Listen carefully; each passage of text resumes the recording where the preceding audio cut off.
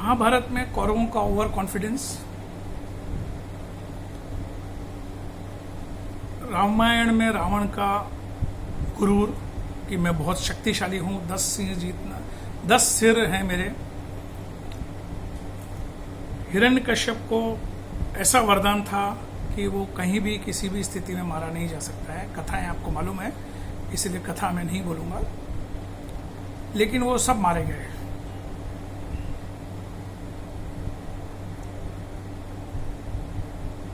जब इतने बड़े बड़े शक्तिशाली राजा, महाराजा, देवता सब मारे गए,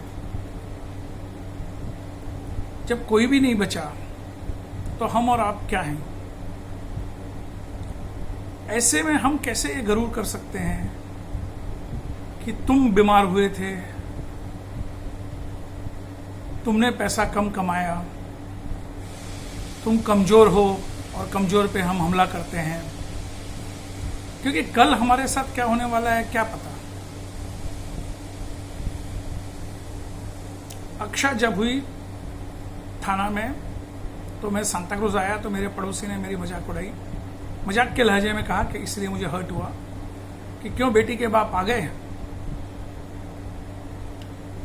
कुछ महीनों बाद उनके बेटे ने, छोटा था और गुड्डू बड़ा था, फिर भी उनके बेटे ने गुड्डू को मारा, क्योंकि हमारे संस्कार थे, गुड्डू ने मारपीट नहीं की और उस बच्चे ने मारपीट की। तो मैं जब उनके पास में, पड़ोसी के पास में शिकायत लेके गया, तो उन्होंने फिर हंसी में बात उड़ा दी, है छोटे बच्चे से पिट गया। और कुछ महीने बाद में वो वापस अपने शहर में गए। उनके अच्छा बंगला था, बंगले में लॉन में, ये सत्य कथा है, सत्य कथा है, मैं नाम भी बता सकता हूं।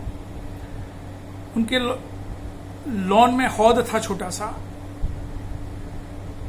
वो बच्चा हौद में गिर के मर गया। तो हमें क्या पता कि हम कॉन्फिडेंस में, ओवर कॉन्फिडेंस में जीते हैं और किसको हर्ट करते हैं, उस हर्ट का क्या दुष्परिणाम होगा। वो जिन्होंने कहा कि क्यों बेटी के बाप, अब वो लोग 3 भाई थे, तीनों भाइयों के सिर्फ लड़कियां हैं, बेटियां हैं, एक के भी बेटा नहीं है। जो एक बेटा था वो हौद में डूब के मर गया, और बाद में और भाइयों की जो शादियां हुई और भाइयों के भी बच्चे हुए, उनके खुद के भी जो बच्चे हुए, सब बेटियां हुई, एक भी बेटा नहीं हुआ। बड़े दुख की बात है, लेकिन ये सत्य कथा है, मेरे साथ में हुई है। मैं नाम, जगह, स्थान सब बता सकता हूं। मैं एक मेरे मित्र से, सामने पड़ोसी से बात कर रहा था। बात बात में मैंने घमंड में कहा कि किराएदारों का मैंने कभी एहसान नहीं लिया है,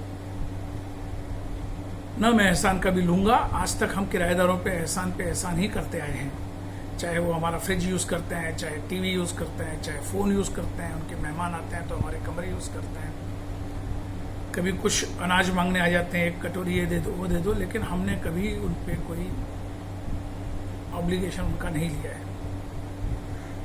देखिए होनहार, कुछ ही दिनों बाद में मेरे बड़े जिया जी को कैंसर हुआ,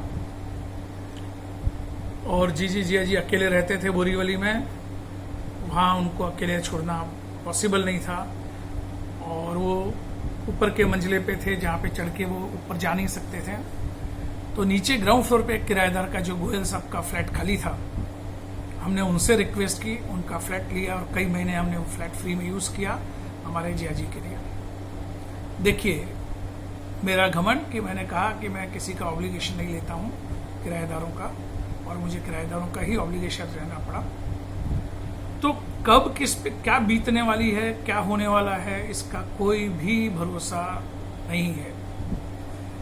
इसीलिए किसी तरह का गरूर करना।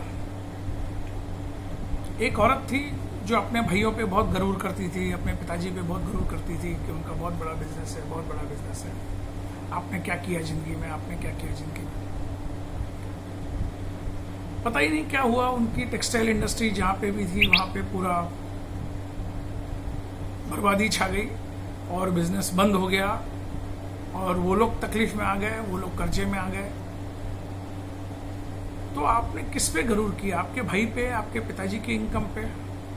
किस लिए किया? अपने हस्बैंड को हर्ट करने के लिए, अपने बच्चों को हर्ट करने के लिए। लेकिन फिर क्या हुआ? क्या हुआ उन पिताजी का या उन भाई का?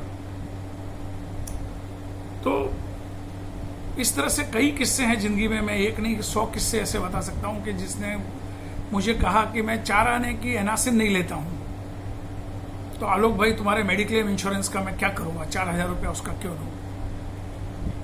और उनको बाद में काफी बड़ी बीमारी हो गई और हॉस्पिटल में एडमिट होना पड़ा और 4 लाख का खर्चा आ गया।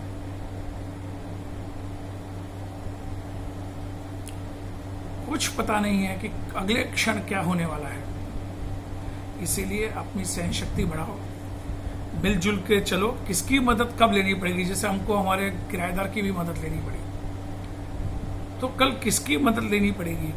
कल कोई दूसरा बीमार हुआ है, आज हम बीमार नहीं है इसलिए हम घमंड करते हैं, लेकिन कल हम भी बीमार पड़ सकते हैं। हमारे शरीर में अंदर क्या प्रक्रिया चालू है हमें मालूम नहीं, कल क्या होने वाला है किसको पता है। जिसको हम कल तक अच्छा देखते आए थे, अगले दिन खबर आती है कि उनको ये बीमारी हो गई, वो बीमारी हो गई, इतनी बड़ी बीमारी से वो चल बसा, इतनी बड़ी बीमारी से वो हॉस्पिटल में, इतनी बड़ी बीमारी से उन पर लाखों खर्च हो गए। अचानक अचानक अचानक हो जाता है। अगर हमारे साथ भी ऐसा होने वाला है तो हमें क्या मालूम जो आज हम घमंड कर रहे हैं।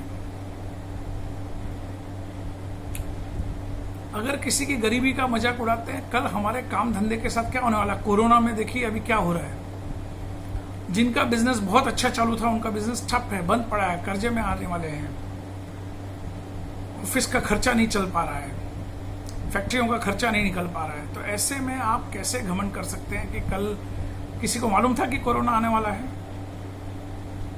प्लीज घमंड मत कीजिए, चाहे वो पैसे का हो, चाहे वो हेल्थ का हो, चाहे वो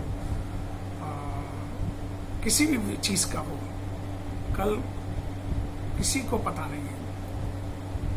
हमने देखा है लोगों के यंग इकलौते बच्चों का एक्सीडेंट में डेथ हुई है।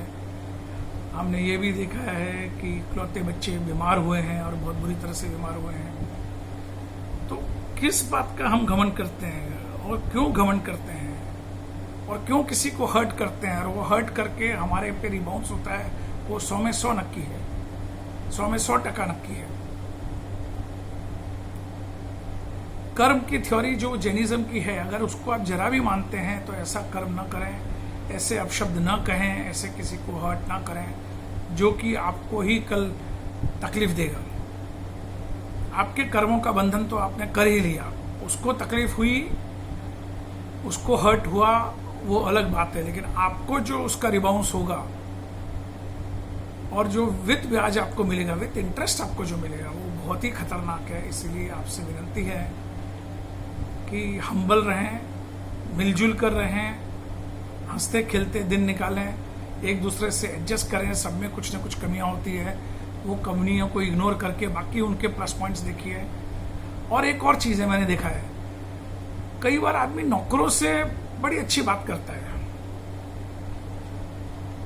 जैसे कि अरे रामू भैया ये काम कर दो, अरे यादव भैया ये काम कर दो, अरे मंदा जी ये काम कर दो, अरे फलाना फलाना मैडम ये काम कर दो।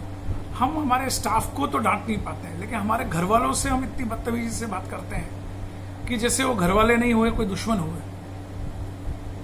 अरे जैसे नौकर भी कुछ गलतियां करते हैं और आज का जमाना आया है कि हम नौकरों को डांट नहीं सकते, तो घर वालों को कैसे डांट सकते हैं, घर वालों से कैसे अपशब्द कह सकते हैं, घर वालों को कैसे हर्ट कर सकते हैं। ये बहुत ही सोचने वाली बात है, सुधरने वाली बात है, और हमें इसके ऊपर बहुत गौर करना चाहिए और अच्छे शब्दों का प्रयोग करना चाहिए, अच्छे व्यवहार का प्रयोग करना चाहिए।